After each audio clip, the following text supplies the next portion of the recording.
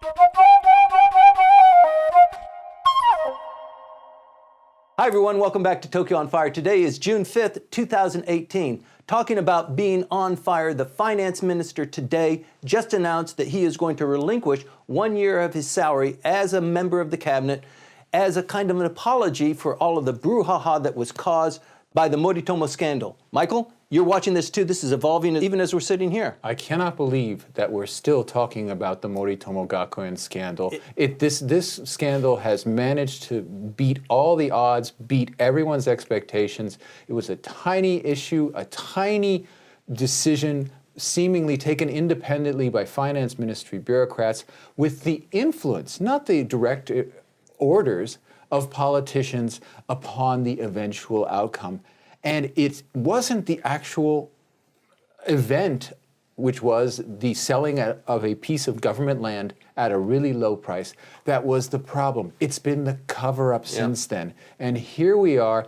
It's been buried so many times before, and yet after more than a year, it's come up, and maybe this time we're finally seeing some kind of resolution. Right. The prosecutor's office has dropped its investigation, and all of the officials who were kind of in that zone of malfeasance have been relinquished. And now, that was announced perhaps on Monday, now the bureaucrats are coming up with a little bit of punishment to be meted out. Yeah, the Osaka prosecutor's office chose to not file charges against 38 officials of the finance ministry. Now, the people who bought the land and were building the school and almost completed the school on it, they've just been released from prison, from jail. 10 months in solitary? Yeah, they were thought, a flight risk? Where would they go? They're Japanese nationalists. No one's going to pick them up. But nevertheless, they were held for a very, very long time. They have been released. The prosecutor's office has decided that there's no prosecutable crime committed by members of the finance ministry. Wonder how they came up with that decision. Well, basically, they had to figure out whether they would get a conviction or not. And if they don't have a 98% certainty that they're going to get a conviction of something, they drop it. And that figure is just based on the usual set that that statistic they like to say, 98% of those whom are arrested are convicted. Right. They have to have a really high level of certainty before they'll actually file those charges. But there's also a little bit of a suggestion of power from above saying, you prosecutors, let's put this to bed, and in exchange for that, we'll fine them and the finance minister will take a hit on his salary. However that influence is spread, who is the person doing the whispering, you and I don't know, and if anybody ever tries to investigate it, it will lead down a whole series of corridors and going nowhere. But it's happened very fast over a span of maybe 4 days. Oh, it's an amazing span that somehow there was this understanding that emerged that the day after the charges are dropped, the finance ministry, which had been denying everything and had said that our people didn't do anything wrong, said, our people did everything you said we did, we're sorry. 38 officials. And 20 of them will be punished. Mm-hmm. And in order to get this sweetener, Finance Minister Aso has said, I will give back a year's worth of my salary for the lost year that has happened due to the Moritomo Gakuen scandal. And that's the way I will show my remorse. Mr. Abe has done the immediate quid pro quo, and he will stay on as finance minister. Sure, but if he was truly responsible in the old style that you and I are familiar with, fall on your sword. You fall on your sword. You said, I was responsible. I resigned. Right.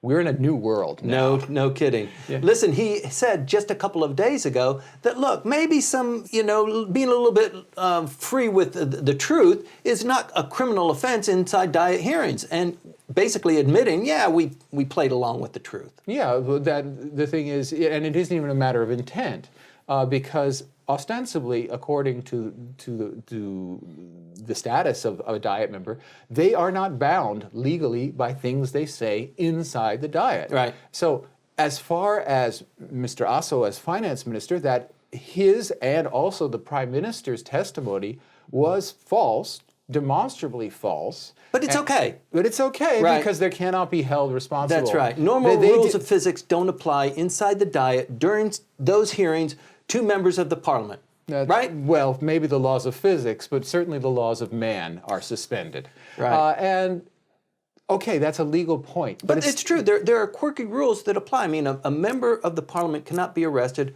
during the time of Diet hearings. Well, he can certainly not be arrested during regular session. He can be arrested afterward, and certainly a member of the cabinet cannot be either arrested or sued.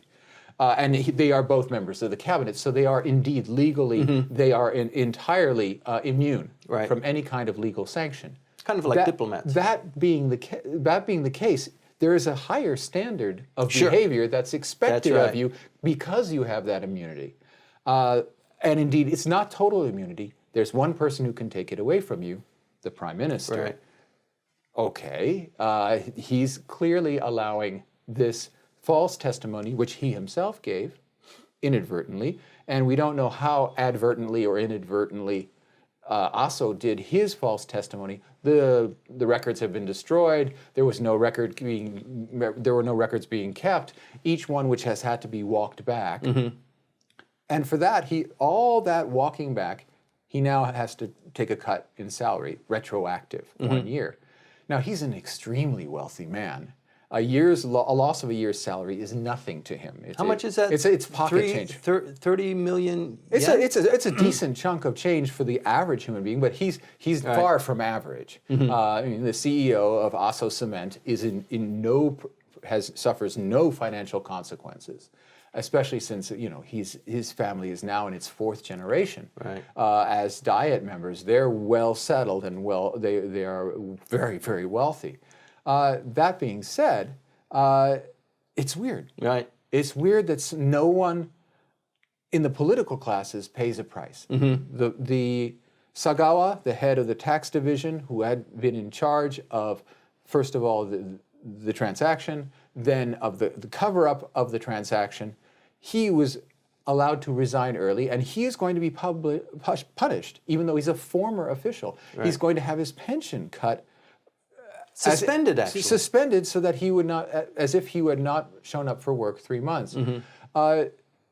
The finance ministry seems to be trying to say to the public, look, we'll admit fault, we'll punish our people, and we'll move on. And that's it. Right. And indeed, that's a hard one to argue against. Even though you may want to go on points of law, right, and you may want to, and certainly the opposition parties are saying, hey, wait, this can't just stop here. Right. This has to go, we have to find out why these career bureaucrats, whose jobs are protected by all kinds of layers of protection, felt so pressured. And are sterling individuals blessed with the patriotic spirit. They don't want to do the wrong thing. They have been serving Japan since the 7th century. Right. They have their root, especially this is the finance ministry. Remember, it changed its name from the Okura Sho from only not so long ago. And why did they call it the Okura Sho? Because they wanted everybody to know we are the descendants of the people who maintained the imperial rice storehouses during the Asuka period. Right. We have been in charge of the treasury since the 7th century, folks. Right. They have that level of self-esteem and the politicians, they're only in the last 150 years. Who are these parvenus? And yet they just folded over. They just bent themselves over without being ordered and gave this land away to this right-wing group that was favored by the Abes and indeed was going to have Mrs. Abe as the vice principal of this first national Shinto school of the post-war era. Right. I mean, that no one is going to admit fault in the political classes, especially when Abe himself, Ishiba Shigeru keeps harping on this point. It's the Prime Minister's utterance is the problem, what he said. And what he said was, yes, I will quit, I will resign if either I or my wife are implicated in any way. I will resign not only as Prime Minister, but as a member of the Diet. What a stand-up guy. What a stand-up guy. What a man who must be completely clean. Yes, right. And everyone says, well, okay, you may not have ordered it, but they made these changes because it was your wife. And Right. there are all these different officials that are surrounding his wife who've never been brought into the Diet to speak. All these different people who have been protected by the Liberal Democratic Party from truthfully speaking. And certainly in the case of Sagawa, he actually went to the Diet twice, perjured himself the first time, and then came back and said, I don't recall, I don't remember, that's not it. And the prime minister is in no way responsible. Right. Of course the opposition parties don't want this to be resolution, but I'm afraid it is. So we talk about scandal all the time on this show, and this one just seems to be a gift that keeps on giving. Is this the end of it? I mean, have the withdrawal of the public prosecutors that there was a criminal offense made and the contrition made by the finance ministries, is this kind of wrapping it up and putting it aside? Well, it's very hard to get the prosecutors to reconsider their decision. A civic group has already filed suit with the Committee for the Inquest of the Prosecution in Osaka, that secondary civilian method of getting prosecutors to reconsider and file charges against powerful people that exists. But, you know, these are the elite prosecutors who are the elite of the elite in the legal system. They're going to admit they got it wrong the first time? I don't think so. No, it never works out that way. It always becomes a tennis match. Now, there may be somewhere down the line the need for the Committee of the Inquest of the Prosecution to okay the appointment of private lawyers to prosecute members of the finance ministry. But that's a ways down the line, and it's very unlikely to happen, or even almost zero chance of it being successful. Right. The other question is, what does the opposition parties do with this? I think that they've extracted as much juice out of it as they can. The Abe administration has suffered a big fall in support, but it seems to be stabilized now at around 40%.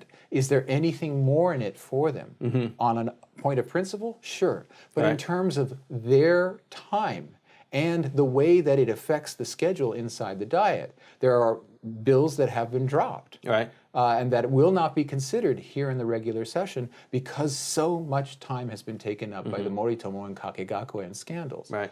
They have to think, do we get anything more out of it? And if you look at their polls for all the opposition parties, they've gotten nothing out of it in terms of public support.